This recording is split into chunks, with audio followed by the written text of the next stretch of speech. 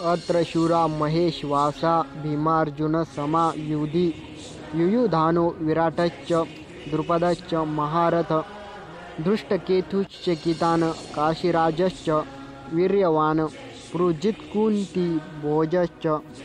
शैबश्च नरपुंग युधामन्युश्च विक्रांत उत्तमौजाश्च वीर्यवान सौभद्रो द्रौपदेयश्च सर्व एव महारथा।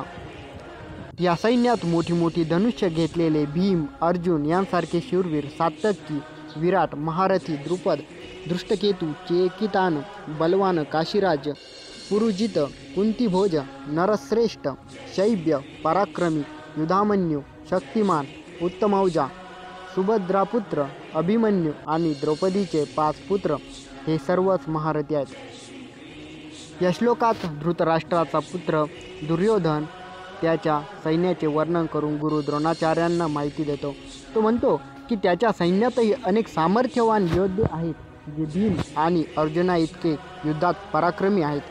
आपले सैन्य पांडवांच्या सैन्या इतकेच बलवान आणि सज्ज असल्याचे सांगून दुर्योधन आपला आत्मविश्वास दाखवतो। महेश्वास म्हणजे महान धनुर्धर धनुष्यबाण वापरण्यात निपुण असलेला योद्धासाठी हे विशेषण वापरले गेले आहे।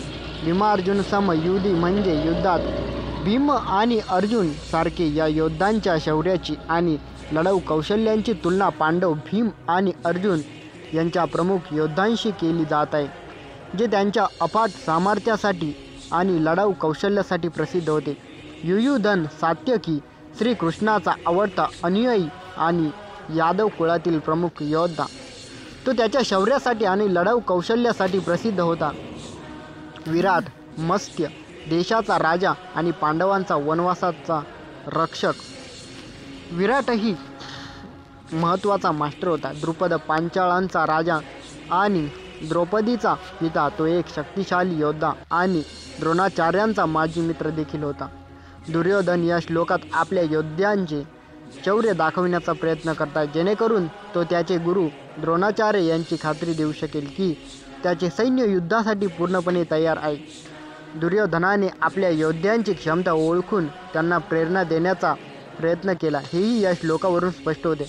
हा श्लोक महाभारत युद्धाची भव्यता आणि त्यात भाग घेणाऱ्या महान योद्ध्यांचे सामर्थ्य दर्शवतं, जे मोठ्या आणि निर्णायक युद्धासाठी सज्ज होत आहेत। या श्लोकात संजय धृतराष्ट्राला महाभारताच्या रणांगणाचे दृश्य दाखवत असून पांडवांचे बाजूने लढण्यासाठी एकत्र आलेल्या विविध योद्ध्यांचे वर्णन करतो।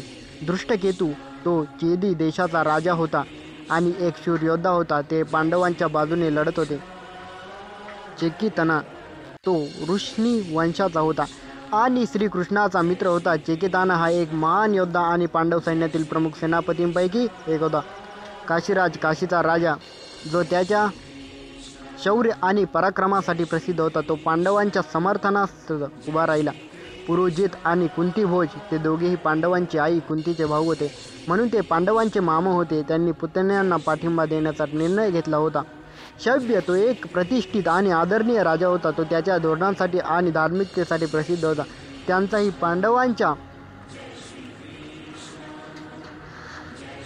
सैन्यात समावेश होता। या श्लोकात नमूद केलेले सर्व योद्धे महान शौर्य आणि धैर्याचे होते आणि त्यांची पांडवांप्रती असलेली निष्ठा आणि पाठिंबा त्यांना धर्मयुद्धात विशेष महत्त्व देते। हे योद्धे महाभारत युद्धात महत्त्वाची भूमिका बजावणार होते। या श्लोकात पांडवांच्या सैन्याची माहिती देताना धृतराष्ट्र त्याच्या सेनापती संजयाला सांगतो। ते म्हणतात की पांडव सैन्यातील प्रमुख योद्धांमध्ये युधामन्यू उत्तमौज अभिमन्यू जो सुभद्राचा मुलगा आहे आणि द्रौपदीचे पुत्र यांचा समावेश होता। हे सर्व महारथी महान योद्धे युद्ध कौशल्य आणि शौर्यामध्ये अत्यंत निपुण आहेत। येथे महारथा हा शब्द विशेषतः वापरला गेला आहे। याचा अर्थ हे योद्धे केवळ शारीरिक ताकदीनेच बलवान नाहीत, तर युद्धाची रणनीती आणि कलेतही पारंगत आहेत। यावरून असे दिसून येते की पांडवांचे सैन्य केवळ संख्येनेच नव्हे तर गुणवत्तेतही अत्यंत बलवान आहे। हा उल्लेख महत्त्वाचा आहे, कारण यामुळे धृतराष्ट्राला हे युद्ध कौरवांसाठी सोपे जाणार नाही याची भीती वाटते, कारण पांडवांकडे उत्कृष्ट योद्धे आणि तज्ज्ञ आहेत। जय श्री कृष्ण।